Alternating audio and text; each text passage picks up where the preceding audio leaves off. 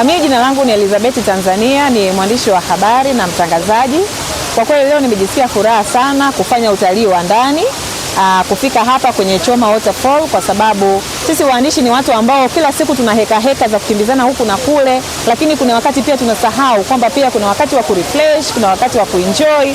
Kwa hiyo leo kwa kweli nimejisikia raha. Yaani na mimi nimejihisi kama ni mtu katikati ya watu, kwa sababu angalau leo stress za kazi nimeziweka pembeni. Kwa hiyo kwa kweli nina furaha sana. Ni wasii tu wa Tanzania wenzangu na hata wasio wa Tanzania kwamba kufanya utalii wa ndani ni kitu kizuri, hasa kwetu sisi waandishi wa habari ambao kwa kweli tunakutana na matukio mengi, tunaheka nyingi, kila siku safari za kazi za nini. Kwa hiyo tunasahau kabisa kwamba kuna muda pia wa kuenjoy, akili inatamani kurefresh. Kwa hiyo niwaambie tu kwamba jamani, tufanye utalii wa ndani. Kuna maeneo kama haya, ukija hapa stress zinakaa pembeni na unajisikia vizuri, hata kiafya pia unajisikia vizuri. Jina naitwa Edmund Kipungu, nafanya kazi na UTPC, mmoja wa klabu za waandishi wa habari Tanzania.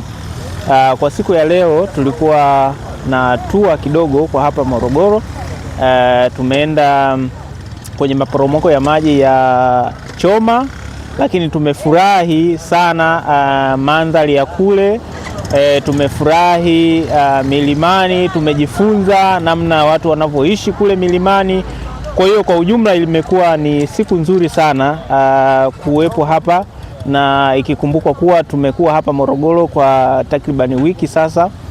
Tunakaribia kufunga wiki, ilikuwa kwa ajili ya mafunzo. Kwa hiyo kwa siku ya leo tukaona si vibaya tukabadilisha mazingira na kwenda kufanya utalii kidogo. Kwa hiyo kwa ujumla siku ya leo imekwenda vizuri sana, na kila mmoja ambaye ameenda kule matokeo yamekuwa ni mazuri, kila mmoja amefurahi.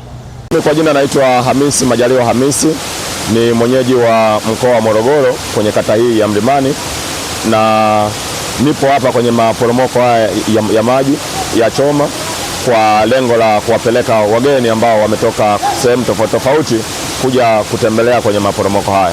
Waandishi wa habari ni watu ambao wanaosikilizwa na wanaoangaliwa kwenye nyanja tofauti tofauti kwenye social media. Kwa hiyo ni lengo zuri zaidi na ni kitu bora zaidi kwa wale watu ambao wasifika kwenye maeneo haya. Utalii ni jambo ambalo linalotoa kwa maana ile tuseme dhana ya kuto kujifunza, lakini ukifanya utalii kuna vitu vingi ambavyo jamaa wanavyojifunza.